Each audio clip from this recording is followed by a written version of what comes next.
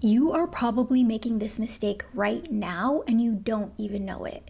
It is the difference between scaling to multiple six figures and staying stuck where you are today. This one mistake could easily be costing you more than 10K and it's not what you think it is. So what is it? It's simple. You don't have the right systems in place that are leaving you doing everything manually. This is completely killing your time, your energy, and your revenue. So let's get into it. So you hear people throwing around the word systems, but how do you know if you really don't have your system set up successfully? Here are a few of the common signs to look out for, and if any of these resonate with you, then make sure you stick around till the very end because this video will be very valuable for you. One of the first signs that you really need to get your systems in order is that you are your own bottleneck. What does this mean? Basically, this means that nothing in your business is moving without you. And the reason why that's a problem is because that means your business cannot grow without you.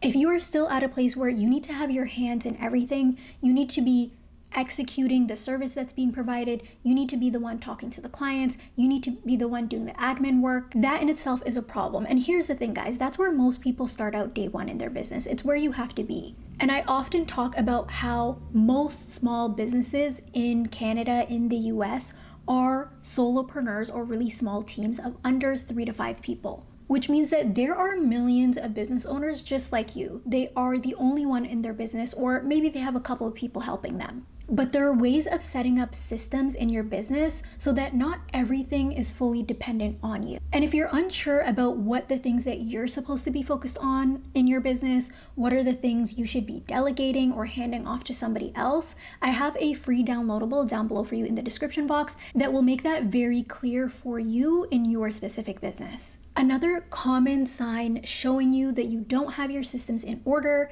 and your business is bleeding thousands of dollars is the fact that you're reinventing the wheel every time. Here's the thing, guys. A lot of us are people who are creative. A lot of us are people who, yes, we do one thing through our business, but we have multiple passions and we're often looking to be excited and we want working in our business to completely, light us up and keep us on fire. This means that some of us, and maybe some of you guys who are watching this video can relate, are constantly reinventing the wheel, trying new things, launching new offerings, launching new services, targeting new clients. And that is a major red flag of two things. One, it's a red flag that you don't have the right system set up, because if you have the right system set up, they should be doing the heavy lifting for you, regardless of what new service offering you're rolling out. And the second red flag is that you don't have the right strategy in place. A lot of small and medium-sized business owners don't actually know what a strategy is,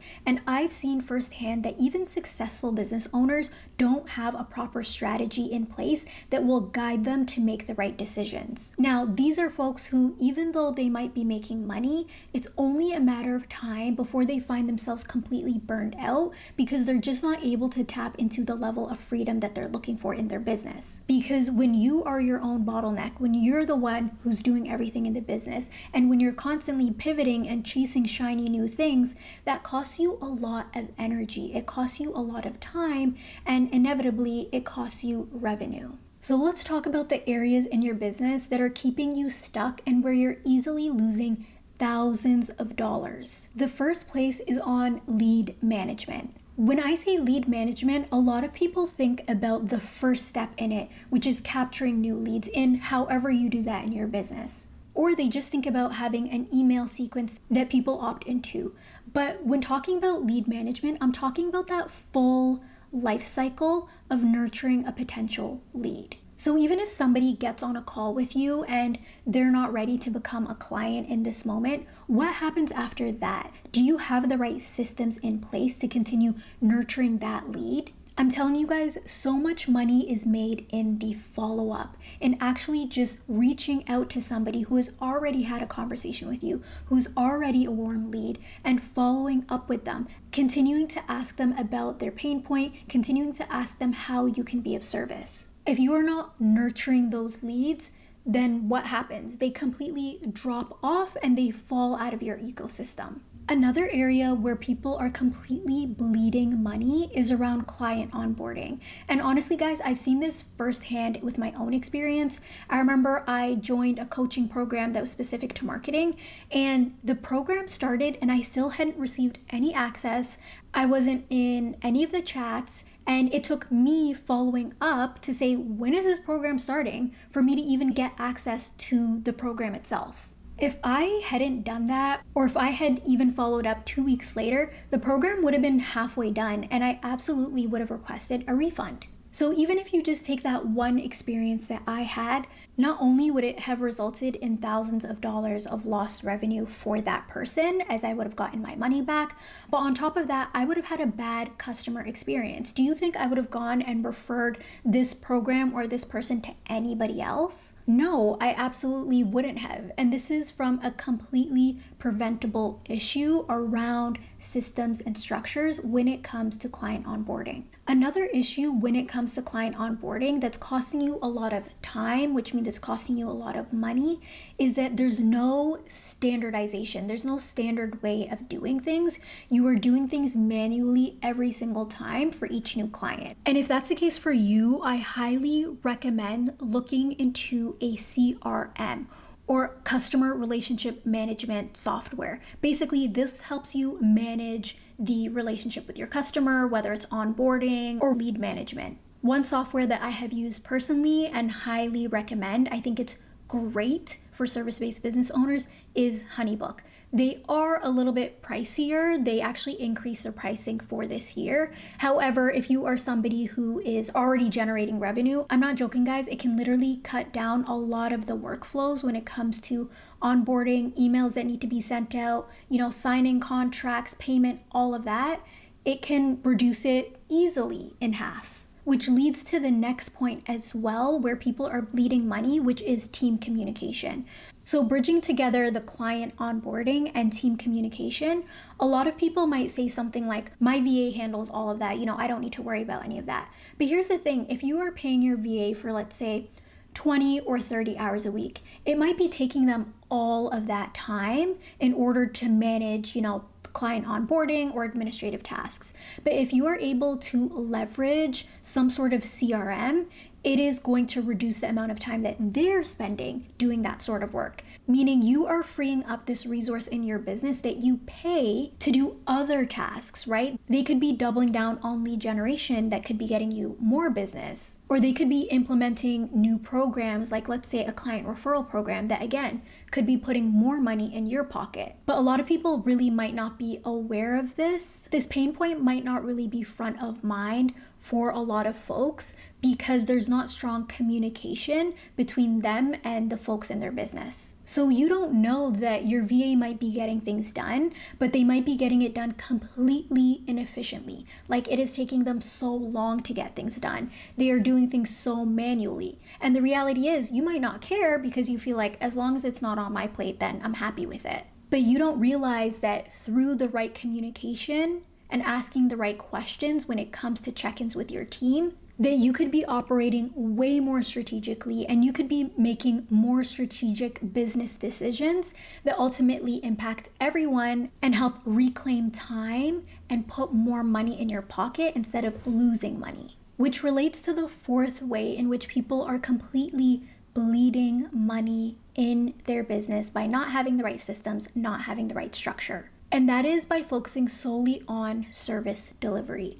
Again, if you are a solopreneur or if you are a small team, of course you have to be concerned with service delivery. You're the one who's showing up and doing the work. But you don't want to get stuck in the admin. You don't want to get stuck just in the day-to-day operations of your business. Your focus really should be on operating more strategically and thinking about innovating and being creative and selling. That is the strategic CEO alignment area where you should be operating. And unfortunately, most people are not operating in this place. They're operating more as just an employee of their own business. And I have a ton of videos about this on this channel. I have a whole playlist, which I will link down below and up above in the description box for you guys to check out so that you guys can really step into that CEO alignment when it comes to your role in the business. And also that free downloadable that I have for you guys in the description box will also help you really assess and do the work to determine what your priorities in the business should be. So let's talk about 3 practical steps that you can take towards correcting this revenue loss and time loss in your business. So the first is to get that downloadable and go through it. Guys, this is a time and task audit. As I've mentioned, it will help you understand what you should be doing in the business and what are the things that you should be handing off to somebody else or developing systems and structure around. It will also help you identify where in your business you are spending the most time and which of these time sucks you should be looking to automate because they're not revenue generating. They're not primary core tasks that you should be focused on. So again, once you have this clearly laid out for you in black and in white by completing that downloadable, then you want to focus on automating one task every week or 2 weeks. You have to put a time limit on it, guys, otherwise you're never going to do it. But here's the thing, once you know exactly what it is you need to automate, then you're going to go out and problem solve. You're going to find resources in order to be able to do that. For example, when I was talking about client onboarding and client management, maybe you had never heard of the tool Honeybook. Well, there are lots of other tools rather than just Honeybook, so you can go and you can find what works for you. So we're focused on identifying the areas of opportunity. We're focused on actioning those areas of opportunity, whether it's delegating or automating. And then we want to start thinking about structure in our business. We want to start creating processes. We want to start creating standard operating procedures, which tell us how we're supposed to be doing the things that we need to do so that we don't have to reinvent the wheel every single time. And this is especially helpful for the things you can't automate, because we are in a day and age where you can't automate everything, unfortunately, but especially those things that are manual, it needs to be clearly documented how to do them. And either you should be doing this work or you should be getting your VA to do this work.